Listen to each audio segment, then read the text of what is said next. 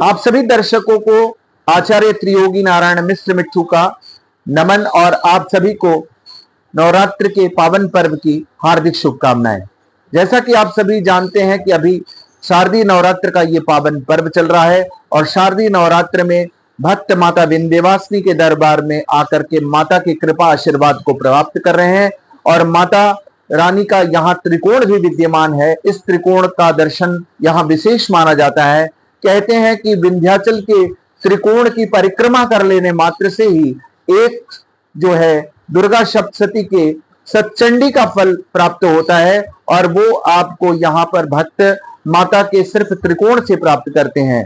विंध्याचल जी का जो त्रिकोण है ये असंतुलित मानव जीवन को संतुलन प्रदान करता है, क्योंकि यहाँ की जो प्रधान अधिष्ठात्री भगवती है इसे इच्छा की देवी कहते हैं। ये बिंदु वासिनी के रूप में जानी जाती है, जो पॉइंट की अधिष्ठात्री है। कहते हैं कि जिस प्रकार से बिंदु के बिना एक रेखा का सृजन नहीं होता, ठीक उसी प्रकार माता विंध्यवासिनी के बिना इस सृष्टि की परिकल्पना ही नहीं की जा सकती है। ये इच्छा की देवी है। ये विशाल कमल नयन के साथ सिंह पे आरूढ़ होकर के भक्तों पर अपनी कृपा आशीर्वाद जो है प्रदान करती है और माता रानी की कृपा आशीर्वाद से भक्तों की समस्त इच्छाएं पूर्ण होती है।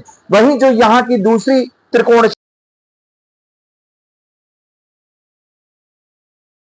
शक्ति है वो महाकाली के रूप में जानी जाती है और महाकाली यहाँ पर खेचरी मुद्रा में है। माता रानी का यह मुख मुद्रा रक्त बीज के संहार के समय की मुख मुद्रा है। जब रक्त बीज को भगवती जो है मारती थी तो रक्त बीज के धरा पे जहां जहां रक्त की बूंदें गिरती थी रक्त बीज पुनः उत्पन्न हो जाता था।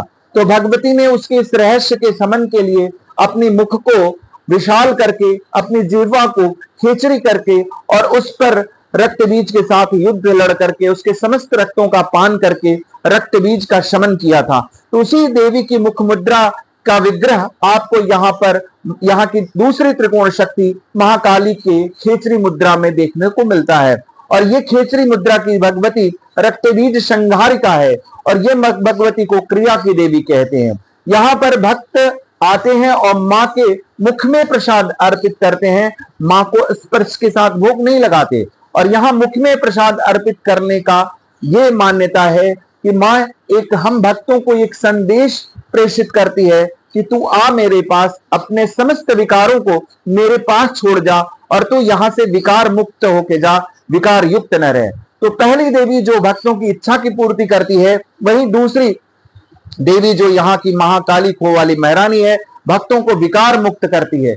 वहीं जब हम तीसरी बिंदु पे चलते हैं, त्रिकोण शक्ति की जो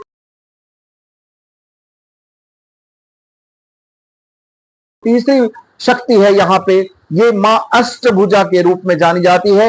ये द्वापर युग की वो भगवती है जो कृष्ण के जन्म को सफल करा करके इस धाम में आकर के विराजी है। इसे ज्ञान की देवी के रूप में जाना जाता है। आप सभी जानते हैं कि कृष्ण के जन्म को सफल कराने के लिए नंद के घर में जाके जन्मने वाली कन्या नंद गोगृह जाता यशोदा गर्भ संभवात तस्थौ नाशिष्यामि विंध्याचल निवासिनी, ये नंद के घर में जन्मने वाली कन्या योग माया के रूप में जो है अवतरित हुई थी। कहते हैं विंध्य स्थाम विंध्य निलयाम विंध्य पर्वत वासिनी योगनिम योग मायाम त्वाम चंडिकाम प्रणमामि हम। और जब ये देवकी की गोद में कृष्ण को सुरक्षित नंद के घर पहुंचा करके देवकी की गोद में वासुदेव जी के माध्यम से पहुंचती है, तब कंस को पता चलता है कि देवकी की 8वीं संतान उत्पन्न हो गई है, लेकिन उसके भय के कारण उसने बालक की जगह बालिका का रूप ले लिया है। और जैसे ही कंस दौड़ करके आता है और माता के चरणों को पकड़ करके और उसे धरा पर पटक के मारना चाहता है,